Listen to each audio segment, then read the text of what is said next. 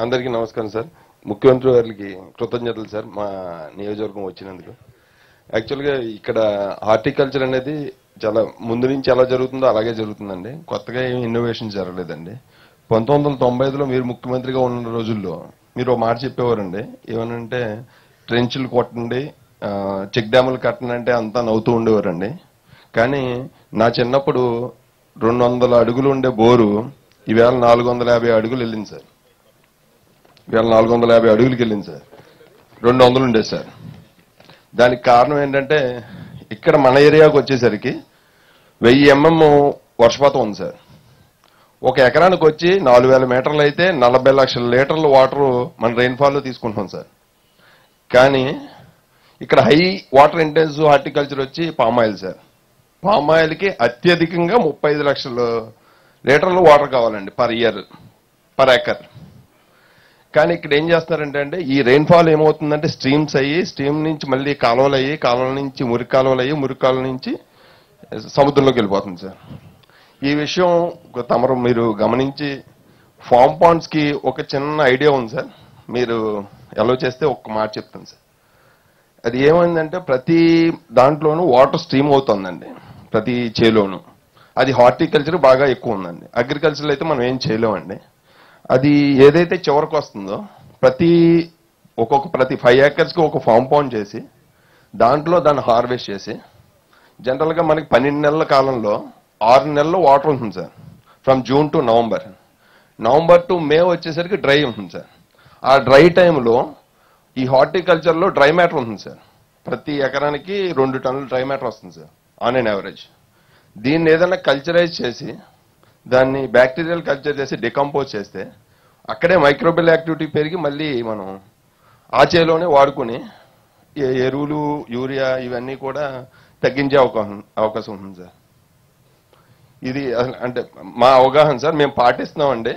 మీరు అవకాశం ఇస్తే అందరికీ చెప్పి చేస్తున్నారా? మీరు చేస్తున్నాం సార్. ఏంటి దానివల్ల లాభం ఏంటి? ఇప్పుడు నీళ్ళేమో నేలలోకి ఇంకుతాయి సార్.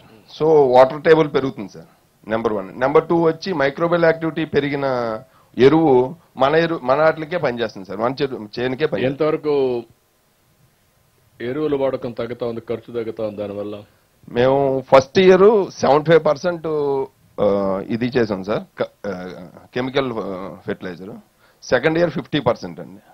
ఇప్పుడు థర్డ్ ఇయర్లో 75% రెడ్యూస్ చేసాం సార్. 25% వాడుతున్నారు ఇప్పుడు 25% వాడుతుంది సార్. అంటే ఒకేసారి తగ్గిస్తే ఈల్డ్ మీద ఇంపాక్ట్ అవుతుందని చెప్పేసి. ఈల్డ్ తగ్గలే కదా ఇప్పుడు? ఇప్పుడు తగ్గలేదండి, కాన్స్టెంట్ గా ఉంది సార్. ఇప్పుడు నీకు ఈ ఎక్స్పీరియన్స్ అయినాక సార్ నెట్ జీరో ఏదైతే అనుకుంటున్నామో, పామాయిల్లో వచ్చే నీళ్లు అక్కడే భూగర్భ జలాలుగా మార్చండి సార్. అక్కడి నుంచి వచ్చే వేస్ట్ అంతా కూడా పామాయిల్లో వచ్చే అన్ని కూడా తీసుకొని మళ్ళా భూమిలో వేయడం. అవును సార్. మగ్గబెట్టి ఇది చేస్తే చాలా వరకు ఎరువులు తగ్గిపోతాయి. రెండోది, మీరు ఫైనల్ గా ఏదైనా వాడాలంటే మైక్రో న్యూట్రియంట్స్ వాడడం. అవును సార్. కెమికల్ ఫెర్టిలైజర్స్ కాకుండా మైక్రో న్యూట్రియంట్స్ వాడితే one of the best product వస్తుంది. దానికి రేట్ కూడా ప్రీమియం వస్తుంది. ఎందుకు ఈ నియోజకవర్గం నేను అదే వెంకటరాజు కూడా చెప్పాను, ఈ ఎక్సర్సైజ్ మీరు స్టార్ట్ చేయండి, గవర్నమెంట్ మీకు అండగా ఉంటాం. అంటే మీరు అందరూ కూడా ఒకటి గుర్తుపెట్టుకోవాలి, ఇది ఎన్టీ రామారావు గారు ఉన్నప్పుడు మలేషియా నుంచి పామాయిల్ మొక్కలు తీసుకొచ్చాం. ఫస్ట్ టైం చరిత్రది. తర్వాత నేను ముఖ్యమంత్రి అయిన తర్వాత 1-2 సార్లు రేట్లు పడిపోతే సబ్సిడీ ఇచ్చాం. అక్కడి నుంచి కాపాడుకుంటూ వచ్చాం. మలేషియాలో ఏంటంటే హెవీ రెయిన్ ఉంటుంది, రెయిన్ ఫెడ్ ఇది. మన దగ్గర వెస్ట్ గోదావరి వాతావరణం బాగుంది, నీళ్లు లేవు. మీరు గుర్తుపెట్టుకోవాలి. ఒకప్పుడు నేను వస్తే పెద్ద గొడవ మీరు చేసేది, కరెంటు స్లాబ్లో ఇమ్మని పెద్ద గొడవ చేసేవాళ్ళు. దానికి కారణం ఏంటంటే కిందికి వెళ్తున్నారు, మీటర్ గాని పెడితే మీరు భరించలేరు. అందుకే ఆ రోజు నాకు ప్రత్యేకంగా వెస్ట్ గోదావరి జిల్లా అప్పట్లో, ఇప్పుడు ఈస్ట్ గోదావరికి వచ్చారు.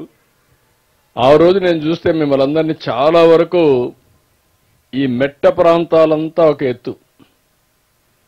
ఒకప్పుడు మెట్ట ప్రాంతాలంటే చాలా చిన్న చూపు. అప్పుడంతా కూడా డెల్టా అంటే గొప్ప అనుకున్నారు. ఇప్పుడు రివర్స్ అయిపోయింది. వాళ్ళు అక్కడే ఉన్నారు, మీరు మాత్రం ముందుకు పోయే పరిస్థితికి వచ్చారు.